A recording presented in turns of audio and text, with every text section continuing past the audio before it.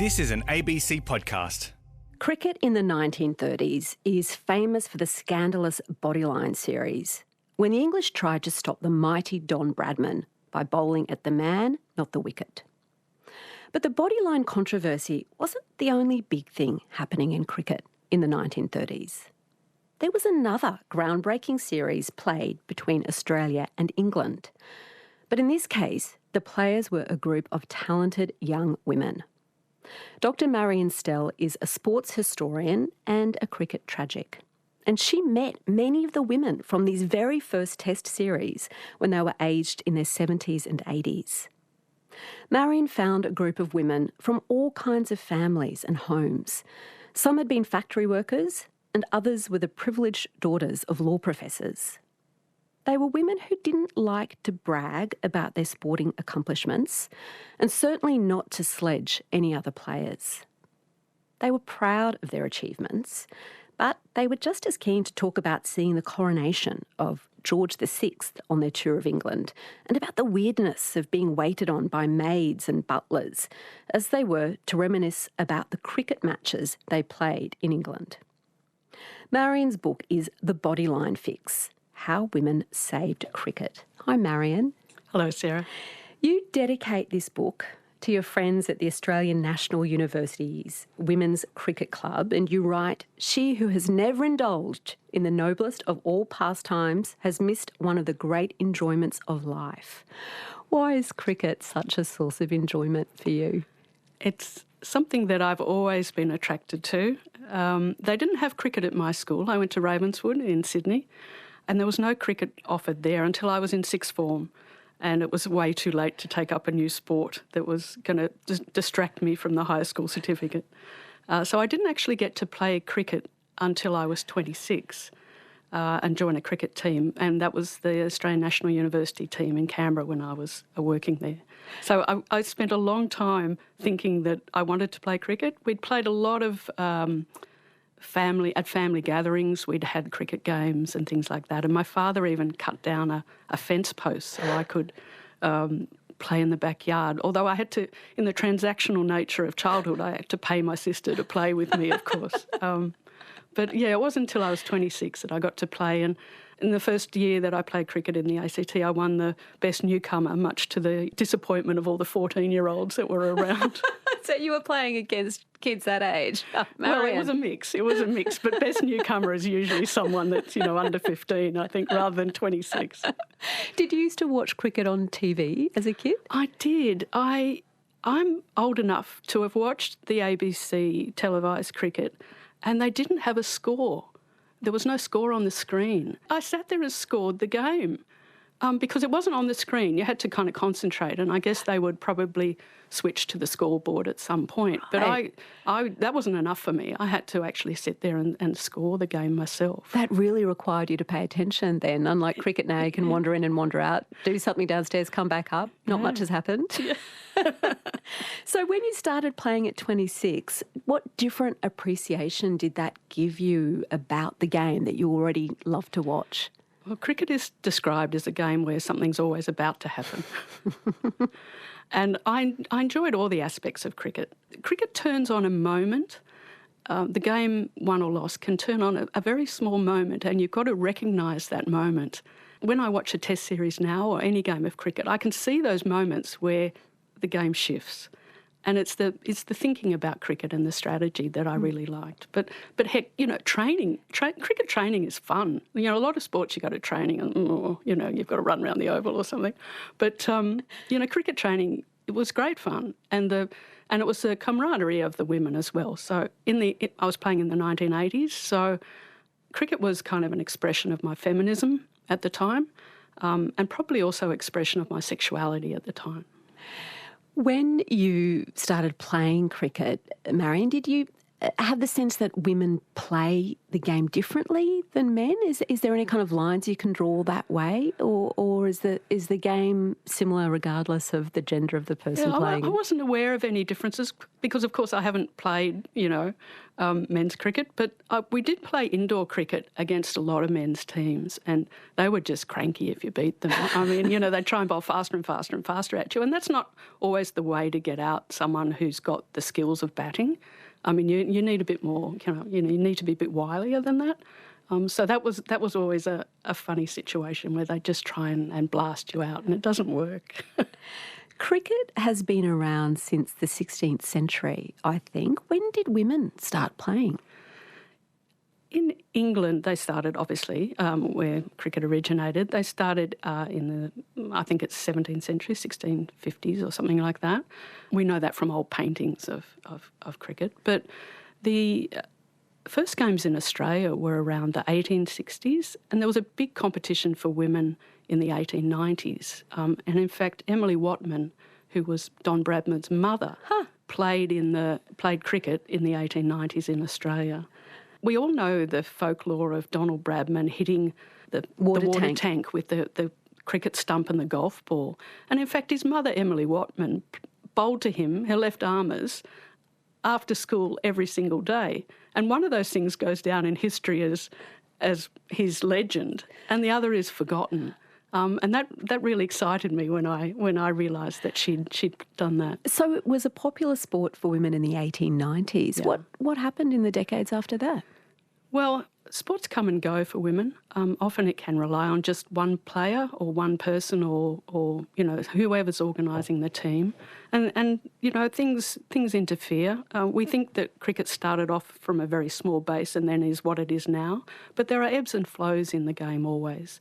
And the 1930s was when cricket for women in Australia came back really strong. How was it, Marion, that you first got to meet some of those pioneers of women players in the 1930s? I worked at the Australian National University in the history department, and we had a cricket team that played. There's two history departments at ANU, one in the undergraduate and one in the research school, and we used to play each other every year. Did you have a name? Or were you just the historians? I think so. Oh, I think come on, there's a missed opportunity. There was a trophy called Cleo or, whatever. But, yes. Well, it was quite funny because they used to say, we have to cross Sullivan's Creek at ANU to play the other team. And, of course, you didn't have to. No one had ever gone to the undergraduate area. So, anyway. So you were working there? Yeah, and co-working with the history department was the Australian Dictionary of Biography. And they knew I was a cricketer and a historian. So they asked me to write on Margaret Peden, who was the first cricket captain of Australia in 1934. And I didn't know anything about her, so after a year or so of research into her life. And once I had published that, a bit of a side hustle, myself and another cricketer actually got a consultancy at the National Museum to catalogue two collections of men's cricket. One was the Ernie Main collection, who was from the 1910s, and he was a co-player with Victor Trumper. And the other was the Bert Oldfield collection.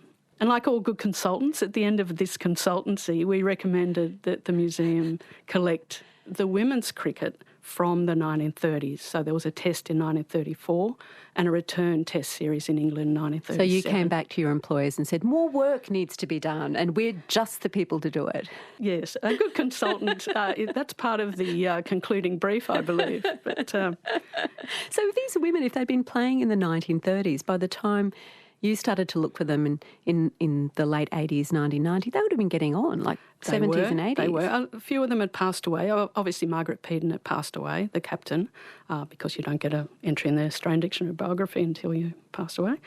Yes, so it was this huge detective story to find them, because now we think, we'll just Google them or we'll go on Facebook and find them, but there were no such aids in those days to do that. So we had to invent how we would do that. And it was an extraordinary journey because the women don't stay in touch with each other. They don't stay in touch with the state associations or the Australian. So it was a real detective work to find them. Where did you start?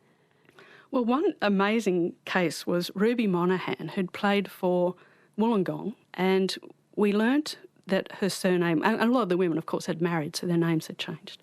We knew that her surname was Lee, and so we went to the Illawarra phone book and we sat there and we phoned everyone in the Illawarra phone book with the surname Lee and said, "Are you Ruby Monaghan who played cricket for Australia in 1934? And now, fortunately, people were a bit more relaxed about that kind of phone call in 1990, so we didn't get abused. But eventually one very frail voice said, "Yes, I am." And, I mean, that's magic. It's just magic. And so we arranged to go and see Ruby in her house. And were these players who had kind of been forgotten, I guess? Yeah. How did they feel about being rung up by these two historians? Well, they were surprised. But after we'd spoken to, I think we found a few. The museum's budget didn't extend to us going to Western Australia or South Australia or anything like that. But we found the women in Wollongong and Sydney and Brisbane and Melbourne. And, you know, look, I had a funny feeling about the women because I think they always knew that someone would come looking. And that was kind of nice to actually be the person that was doing that, because I always thought they should get more recognition. They weren't ever demanding that. They're not those kind of women. But I think they were very flattered. But they would say to people, you know, they'd sign autographs and they'd say, "Keep that autograph, we'll be famous one day," you know. And I think they, in somewhere deep down, they expected someone to come looking, and it was lovely to be us, yeah. Were their cricketing games still very vivid in their minds all those years on? They were very proud of their skill level and of the large crowds that had come to see them and their training, although they kept saying they were naturals. You know, I trained Tuesday night, Thursday night and all day Saturday and half of Sunday, but I was a natural, you know. So clearly they had a lot of training, but they were very proud of that. They knew, they could remember the highlights of their games, but they also were just, the women that went in 1937 to England had the most amazing experiences, like male cricketers going to England to play the Ashes series have the same kind of experiences. Did they sound like modern day sports people to you, or did it feel like a different era of sport? That's a good question. Because we were both cricketers, we could talk to them on a cricket level, so they didn't have to explain anything to us. I guess they didn't even have to explain, in a sense, their passion about the game. So I think it was a nice equal conversation. One of the players that you interviewed was Amy Hudson. What stories did she have of playing cricket as a kid in Annandale in Sydney? Yeah, Amy was lovely, Amy. She was a working class woman and her family was working class. And of course, none of these women play cricket at school, so they have to invent their own teams in a sense. And so when she said she wanted to play cricket, her mother put an ad in the local theatre. And what do you mean? Like at the cinema? Yeah. Like instead of hungry, you have some Maltesers. There was, "Do you want to join a girls' cricket team?" I suspect it was a written ad somewhere. Okay, I'll bring down my aspirations to earth. But that's amazing. Yeah, put a notice up to get other players. So her mother did it for her, and so they got a team together, and then they needed, of course, you need an oval to play on. And at Annandale, there was some people may know the big cement aqueducts at Hogan Park. So they got the council to put in a cement pitch at Hogan Park for the women. And of course, as soon as the pitch went down, the men took it over and they didn't quite know what to do because, they weren't able to kick the men off. So they'd go down for training and there'd be a bunch of blokes playing on their pitch? Yeah. But Amy's mother worked, of course, it was the Depression, early 1930s, and she worked somewhere of handing out the food coupons to people. And so Amy tells the story of when these men came up to collect their food coupons, she said, "You can't have them unless you get off the cricket oval," which they did. Well done, Mrs. Hudson. So women are very inventive of how they manage those kind of things. Amy kind of thought that might have been a bit illegal when she was telling us that, but we didn't think she'd get her mother into trouble. Well, her mum must have absolutely been passionate about cricket. So did these girls become kind of local identities then? Yeah, they did. And that was largely to do with the press. They had a local notoriety, but also in this era, I think the first journalist to take an interest in cricket was Pat Jarrett, who wrote to Keith Murdoch. She was a sportswoman, she's a good swimmer, swum with Frank Beaurepaire. And she said she'd like a job at the Herald. And he employed her on a retainer of £5 a week to write on women in sport. Wow. Which she did. And she always said that she didn't want to write on a sport that she'd never played. So she was a cricketer. And it wasn't just results of games. These were large pieces in the Herald introducing the women to the audience and saying, who was going to play this weekend and what they were like. And then when the Australian Women's Weekly started in 1933, Ruth Preddy wrote a double-page spread on women in sport for the Australian Women's Weekly, doing the same thing. So actually, introducing the women, introducing the sport, talking about it, saying what clothing, what equipment you should have, and doing training things in the newspaper, in the magazine. And same, Kathleen Cummins in the Sydney Morning Herald had one page a week on women in sport. So this idea that women sports journalists emerged in the 90s is not true at all? No, not at all. And of course, this means that the women from this era had the most amazing scrapbooks of their clippings, and positive clippings, because women were writing about it. They were controlling the message. Were there any naysayers in the way that women's cricket was reported? Were there not all journalists as sympathetic? What were some of the dangers that thought might meet young women if they took up this sport? Oh, well, there's always male journalists who... there was a double thing in the bodyline era, so I'll talk about the first one first. They actually, always say that sport's dangerous for women. It will make their hands too big and they'll be too muscly, and I always, when I read these things in the newspaper, I think, okay, well, we'll stop doing any factory work or looking after children or any cleaning the house, because you've got the same physical constraints on that. And one of the nastiest things when women in sport is depicted in the newspapers are the cartoons. And what did they look like? For one line that England was going to tour Australia in 1934, the Punch cartoonist has a whole page that has, depicts the mannish English women coming over and bowling at the poor Australian bowlers. I mean, that's a reflection of bodyline. But they're just nasty cartoons. And I think all women know those nasty. They were directed at the suffragist movement. They've always been directed at women that kind of put their heads up a bit, yeah. You interviewed two Melbourne players, Peggy Antonio and Nell McClarty. What sort of shape were they in their 70s? Peggy Antonio was a fantastic, world-class leg spin bowler. She was 5'1", and I think she was 4'9" by the time we interviewed her. And Nell McClarty was over 6 foot tall. She was a fast bowler. And they wanted to be interviewed together. They were both quite shy women. Interviewing the two women together was fantastic, because the interaction that you get between the two, you get things that you'd never get if you spoke to them solo. But they were stunning women, and they too had kind of separately found their own cricket clubs. And how had they got into cricket? Because if Amy Hudson's mum was there putting ads in the local cinema, what about Nell and Peggy? Well, Nell McClarty, the women play in the street with boys and men. It's during the Depression, so they're playing in the street with a tennis ball. And Nell McClarty was spotted by her local paperman, Leo, who knew a cricket team that was looking for women, and he recommended her. And she went along, and they said, she said, I've only ever bowled with a tennis ball, and I think she took 7 for 12 or something in her first game.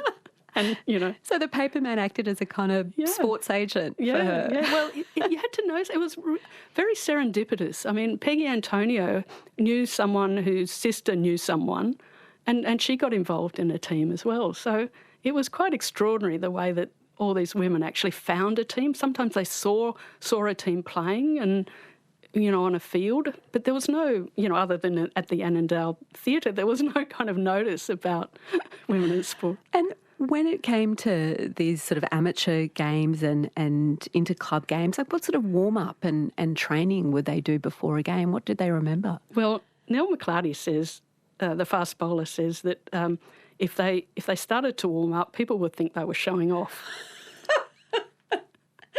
So they just go out there and bowl. They just go and bowl and just play. So, but there were extraordinary crowds at those matches. Why? What kind of numbers? You're talking 5,000. Wow. And there's a lot of stories about, men saying, Saturday I was going to the races and I'll just duck in and have a look at the girls playing cricket and, went to mock, stayed to praise kind of rubbish. And were those numbers, was that representative of just the audiences, the crowds at sport in general in the 30s, or were they big numbers back then? They were big numbers. It had gone way past family and friends. And because of the newspaper coverage, people had their own heroines in games. And so when Collingwood played Clarendon, it was kind of standing room only. And they would barrack and they would, I think Nell McClarty tells a story of someone yelled at her that she must eat meat, raw meat, because she was such a fast bowler. And she kind of said back to the crowd, I'm a vegetarian. So was it mainly a game in Australia played by working class women? The women out of the factories, of course, and there were some middle-class women that were from offices. Some of the drivers of cricket in Australia was Margaret Peden and her sister Barbara Peden, and they were the daughters of Sir John Peden, who was the New South Wales Legislative Council president and professor of law at Sydney Uni. So the doors opened for the Pedens. When Margaret Peden wanted something done, things happened.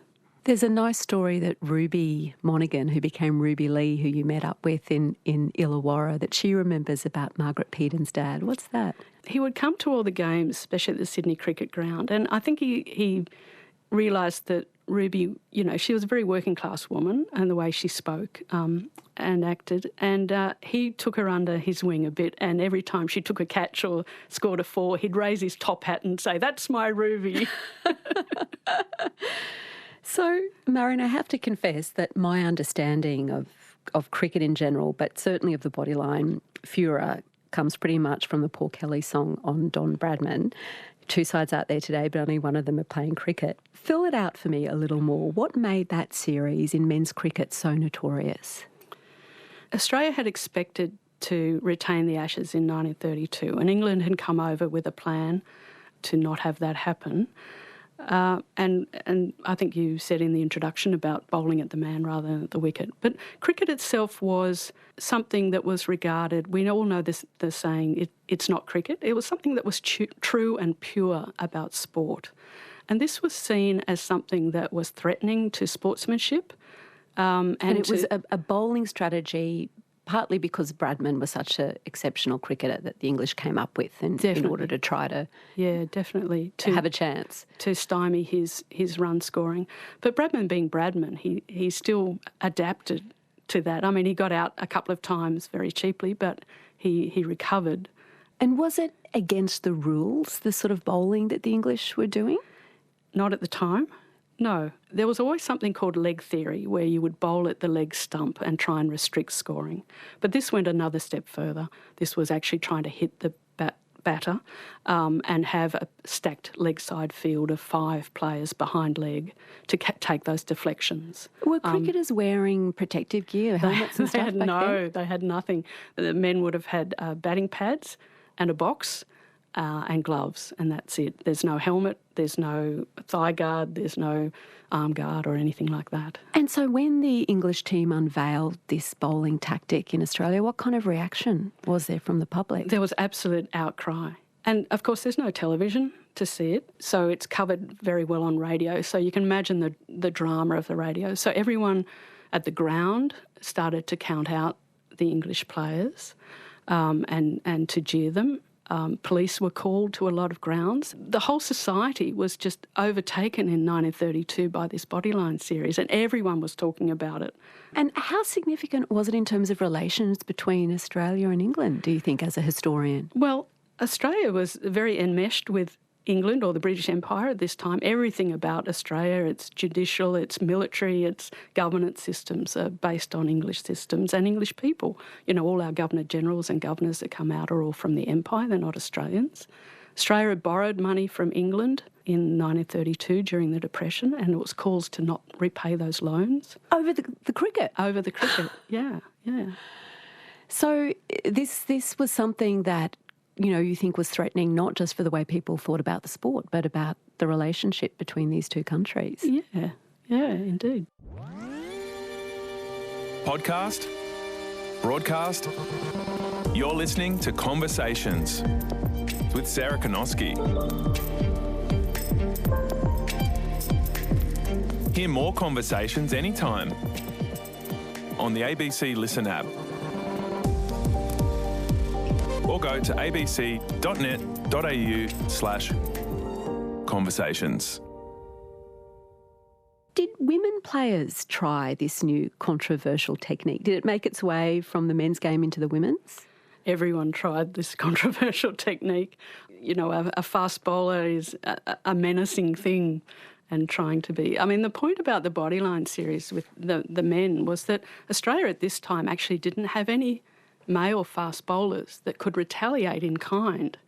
And men were quite reluctant. Former players in Australian male players were reluctant to rule out a tactic that they thought they might use in the future. So while it was widely condemned, it was very slow for the Australian Cricket Board to complain about the tactic and to start the steps of having it removed from the cricket laws. Was there particular pushback, though, against the idea of women using a tactic that was so physical and potentially threatening to other players? There was certainly rumours that went around the 1933 National Championships for women that Nell and Amy Hudson and a few other bowlers could bowl Bodyline, and they were against it. They would then say, we don't approve of Bodyline. Most cricketers at the time, and a lot of the women, when we talked to them, said that they didn't like the tactic. It wasn't the way cricket was meant to be played. So they were very keen to actually play and be seen to play the game in the right spirit.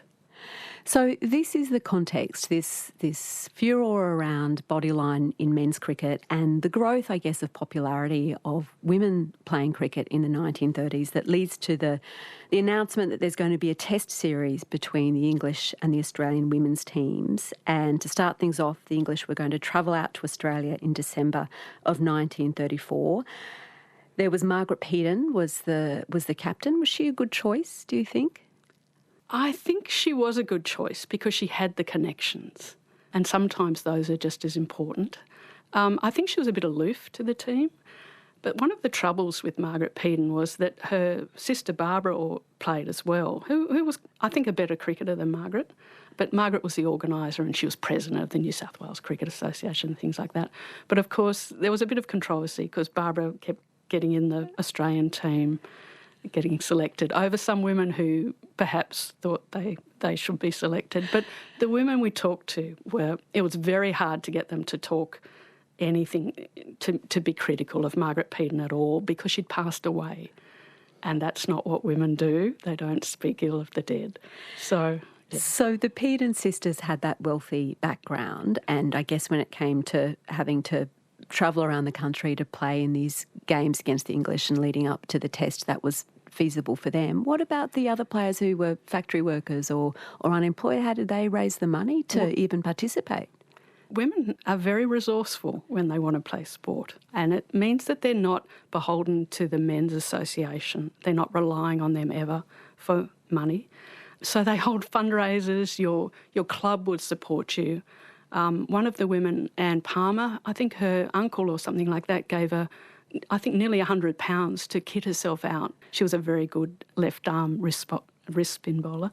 And what were the uniforms that women were wearing? What would have she had to buy with that £100? Gosh, at this time, it varied across Australia, but most of the women in Australia were playing in what were called divided skirts.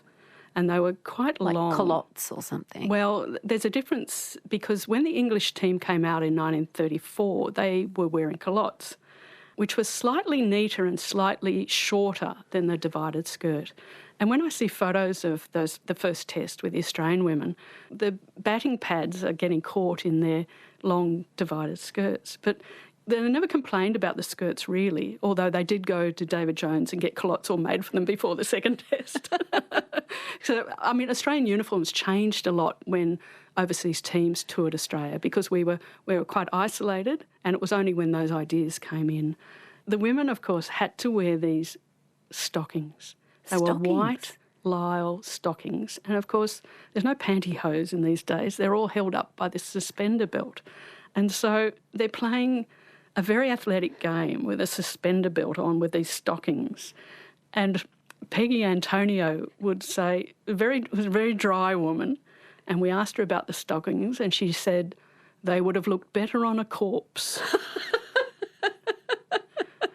But the English women had introduced this stocking thing, and it was quite funny. England, when they finished touring Australia in 1934, went to New Zealand, and the New Zealand women's team thought that they'd wear stockings in honour of the English women, and they hated them. They wore them for one game and then ditched them. Well, the English team arrived with their captain, Betty Archdale, and she's another player that you met when you were doing your tour around players in 1990. What was she like? It was quite interesting because I knew of Betty Archdale. She was one of the people that was quite easy to find because she was a personality, I guess, in the 1990s.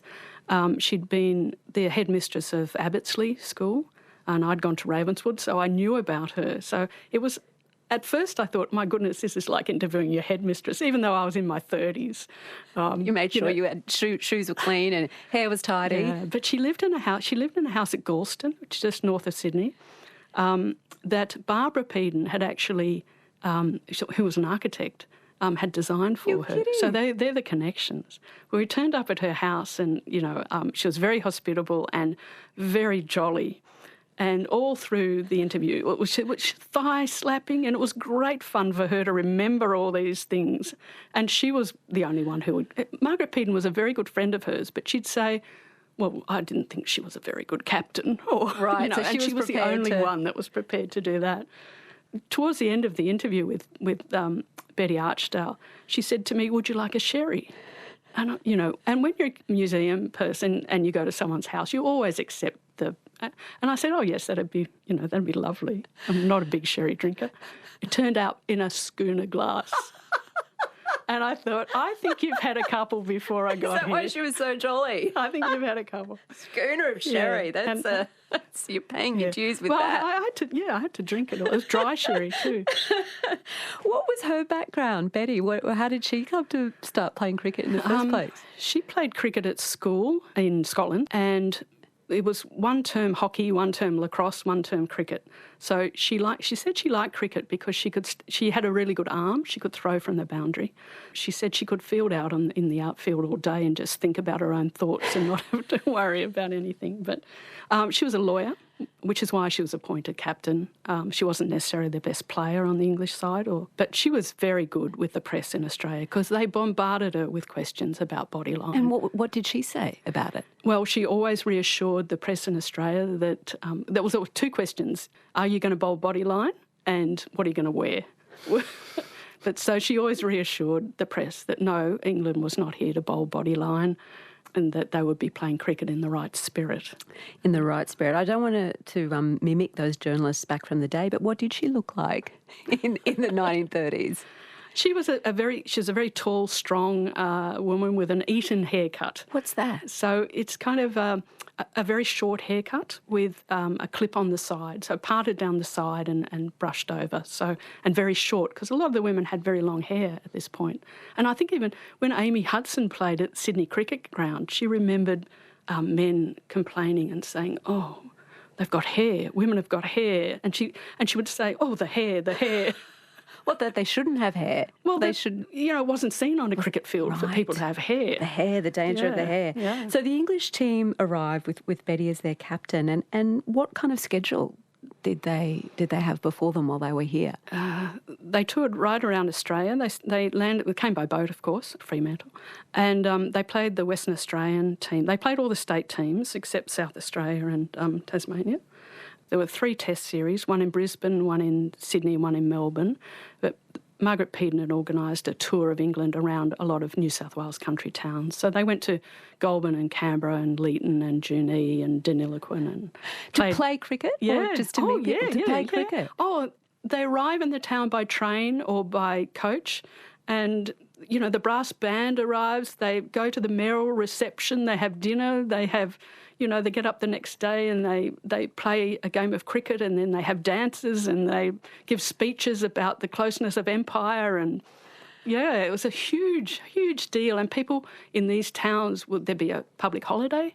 Really? Yeah, to go and see the women play cricket. So they were big, given the crowds you'd mentioned in terms of the local games. What kind of crowds came out for this first Test series? Oh, for the Test matches, the first Test was in Brisbane, and of course it started to rain, which ruined the crowd. But I think there was about 10,000 a day at these games. Yeah. So So they were playing these sort of warm-up matches before they go into the Test series. One of the players, Nance Clements, who you interviewed, she showed you a souvenir that she had taken from the MCG during this. What did Nance have rolled up in a living room? Nance was a character. She was, I guess you could say, she was a kind of 12th person. She didn't play a Test in the 1934 series or the 1937, but she was a big part of the team. And she'd played for Victoria against England on the MCG, you know, which is hallowed ground and what every cricketer would want to do. And she'd scored 21 against England for Victoria, which is a fairly decent score. She's a middle order batter. And she went over to the scoreboard, and in those days, of course, there was no electronic scoreboard. It was a plank that had a piece of cotton on it that was painted with your name that went up on the scoreboard to show what runs you've got. And it said Clements, which was her surname. And so she went over and she souvenired this piece of cotton from the scoreboard attendant. She didn't just nick it. She had to have a conversation. No. She actually talked, you know, she's a bit of a charmer, so she talked, you know, her way to have it. And then when I went to see her at her house, she had so much stuff, you know, her fabulous collection. She'd even when they went to the Houses of Parliament, she'd have the Hansard for the day from the British Parliament, you know. But I was asking her about the Bodyline series, and she said, turn off your tape recorder for a minute. And I thought, oh, okay. So I did that. She went out of the room and she came back with this black roll of cotton.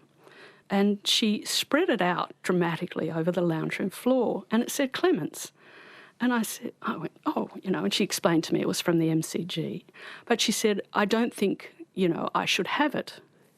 And I got the impression that she thought the person who'd given it to her might lose their job. Oh. So I'm standing there, and this is in 1990, about an incident in 1934. So I'm doing the maths of 56 years later, and I'm thinking, if the guy was 60, he's 116, or even if he was 30, he's 86. Statute of limitations, it's all good. And so I'm doing these mental calculations in my head and trying to say to her, you know, I think it'll be all right. She flips it over, and there's a name on the other side. And it says Larwood. Now, why is that so astonishing, Marion, to you as a cricket fan? Well, here is the original banner from the MCG from 1932, when the bowler Harold Larwood was sending down his thunderbolts at Don Bradman. And so here we have this object that on one side says Clements and on the other side says Larwood. She's got a lot of other memorabilia that brings the two series together as well. But my goodness, I mean, you can't make up an object like that. And it was extraordinary. Did she donate it? Can I ask, Marion? Yes, she did. So where is that now? It's in the National Museum, yeah. So the series that was played, I mean, it was obviously a success socially and in terms of numbers. Who won, the English or the Australians? Well, the English won very easily when they came out in 1934, mainly because they'd had 6 weeks, 7 weeks on the boat where they practised every day and they knew each other. Whereas when the Australian women played together, they'd only ever played against each other in state games. And there was no training, there was no time between the tests. And so they drew, because we have both Peggy Antonio and Anne Palmer were extraordinary bowlers. I think in the first test, Anne Palmer took 7 for 18 against England.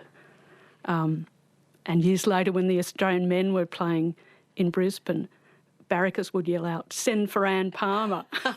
The men's team weren't doing so well. Yeah, so Australia did lose that first series, and pretty well England didn't lose a game on the whole tour. I'd prefer to say cricket was the winner, Marion. That's one of those times you can say Well, that. cricket was the winner in 1937 because she was on the other foot when Australia went to England. So Australia went to England, so that's their turn to go off on this great sea voyage of 5 weeks or so. How did they spend their time on board the women's team? They had a huge list of what uniform they had to take with them, and one of them was a kind of jumpsuit to do exercises on the boat early in the morning. And they were embarrassed about doing that. But they played cricket on board. I mean, these were one-class ships that they went on. So they do that. But there was a whole range of rules about what they could and couldn't do. But I think they weren't going to break many of those rules. There's a great photo of that you have in the book of the women on board, including someone in a pith helmet. Who's wearing that? Margaret Peden, the captain. I mean, the Peden sisters are travelling to and from England a lot of the time. This isn't the first time they've been to England. They do, and Barbara Peden was actually living over in England when the 37 team came over.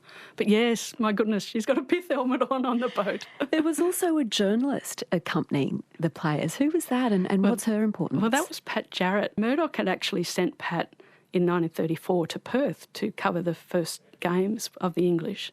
So in 1937, Pat Jarrett kind of said to Keith Murdoch, I think it's a good idea if I went to England with the cricket team. And he said, it's a jolly fine idea. And off she went. Extraordinary, yeah. And people that she worked with would say, my goodness, the Herald's sending a woman to England to cover the cricket. And of course that meant that the coverage of the cricket was by a woman coming back to Australia. So she'd file those stories. They'd be picked up by all the other players. So it was a very positive message about the cricket. As you say, the Peden sisters lived in a circle or moved in a circle where travelling back and forth to England wasn't such a big deal, but it would have been a completely new thing for those working class women. And you've got a marvellous list of the sorts of things they were looking forward to doing once they arrived in England for the first time. I think things like climbing a tree and picking a chestnut, seeing some of those obvious tourist sites. But Nell McClarty wanted to see how London traffic is controlled and to ride on the top of a bus. Yes, well, Pat Jarrett interviewed them all and said, what are they looking forward to? And they came out with the most extraordinary things of what they wanted to do in England. But it got people knew them better after that, yeah. Where were they staying? I mean, what kind of places were they billeted to once they arrived? Oh, because cricket in England was largely from the upper classes and upper middle classes, they were billeted with a whole range of on estates and very fancy houses. And I think Amy Hudson said, they were posh. So they'd come down to breakfast and there'd be butlers and there'd be trays of food, and they were embarrassed about those things. And I think Nance Clements sent a kind of maid away who wanted to help her dress and things like that. I mean, these women were not used to that kind of lifestyle at all. They even went to 10 Downing Street. Yeah, the Prime Minister's wife, Lucy Baldwin, was a cricketer from the White Heather Club. She'd played cricket, so they were hosted at Parliament House, but they went everywhere. They were hosted, and as men's cricket teams are as well in England, they hosted at large dinners and functions, and it was extraordinary. They had great seats for the coronation of King George VI. What did they remember about that? These things tie them to the empire. I mean, as we'll find out quite soon, a coronation ties your country to the empire. And they were fascinated by it all. A few of them kind of said, I didn't think it'd be much, but then they had to get there at 3 a.m. to take their seats. And Nell McClarty was impressed by the toilets, of course. Very practical woman, very practical woman. I love Nell. Yeah, so they were, but of course the Peden sisters were, Barbara Peden in particular was organising a kind of, we want the king outside Buckingham Palace. She started a chant, did she? Yeah, what Australians do when they're in England, yeah. So how did they perform on the cricket field in this second series? They did very well. They won 2 of the tests and drew the third, so the series after 1937 was squared. But they had an amazing time. They really did. And quite a few of them stayed in England for a couple of months. They'd made such good friends and played in Cricket Week, which is a big English tournament and everything like that. So did it have whether it was an intended effect or stated or not, this idea that the women's game might act as a counter to the negative publicity around bodyline? Did that happen, do you think, when you look back at the coverage at the day and the way the women's game was talked about? It certainly did in the press. I mean, a lot of people were astonished at the high level of skill of the women. They hadn't expected them to be that good. They'd put a lot of work into training and playing. And they would do things like, the press was amazed that when they took drinks on the field, they'd offer if you were the fielding team, they'd offer the batters a drink, your opposition, and the umpires. And I think, the papers would say, imagine Bradman offering Larwood a drink. It was just a really different way to play the game, and people really responded to that.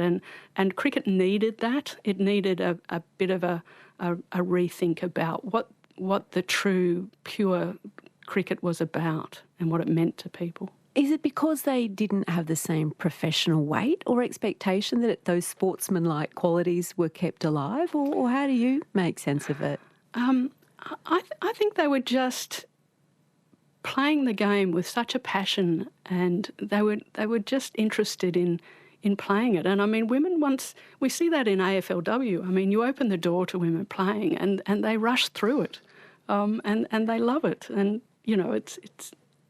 it's ridiculous that women are prevented from playing a range of sports. So given the success of these two series, was the plan that this would continue, that if war hadn't broken out in 1939, is the sense that this exchange would have kept on going between England and Australia? Yeah, there was a return tour to Australia by England planned for 1939 and 40, and Betty Archdale, even though she hadn't been selected for the first two tests in England, but she'd been brought back when England lost the first two tests for the third test, and she'd been selected for the 1939 tour to Australia and been made captain again. She had a blazer made with all the pockets that they get, and then, of course, the war intervened and the tour was cancelled. And then what happened to women's cricket after that? You've said these sports come and go generationally differently. What happened in the wake of that? A lot of women did keep playing sport in the services during the war. Nance Clements, joined the services, and she played every sport. And these women do; they play a lot of sport. But a lot of these women, they get married at this kind of era. And after the war, about 5 or 6 of the women kept playing, but a lot of them stopped playing, and there wasn't the same impetus there.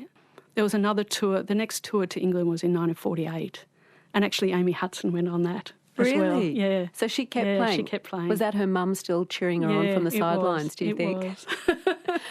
What about the wonderful Nell who wanted to ride on top of a bus and appreciated the Portaloos at the coronation? What happened to her after coming back to Australia? Well, Nell McClarty never gave up cricket. She continued it. It was obviously a huge passion. And she worked in a factory in Melbourne, and she used to say she loved cricket because she loved being outside. And she'd sit in the factory and she'd look outside and she'd just want to be playing cricket. She kept coaching.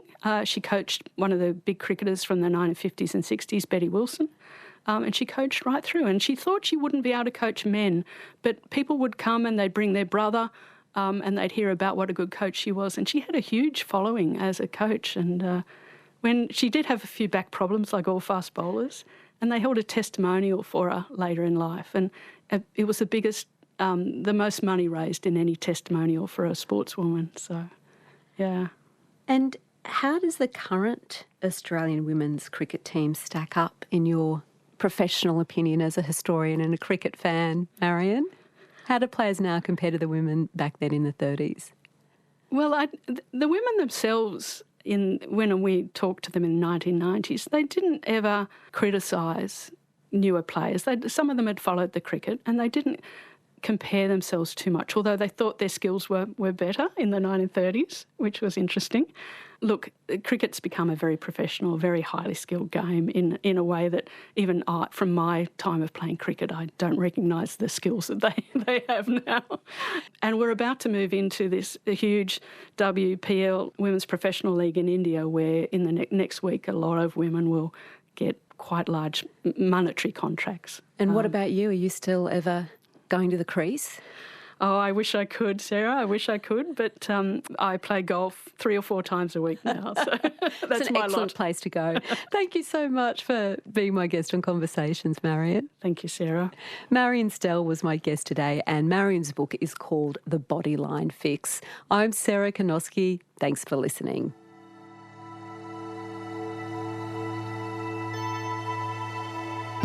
You've been listening to a podcast of Conversations with Sarah Kanoski. For more Conversations interviews, head to the website abc.net.au/conversations.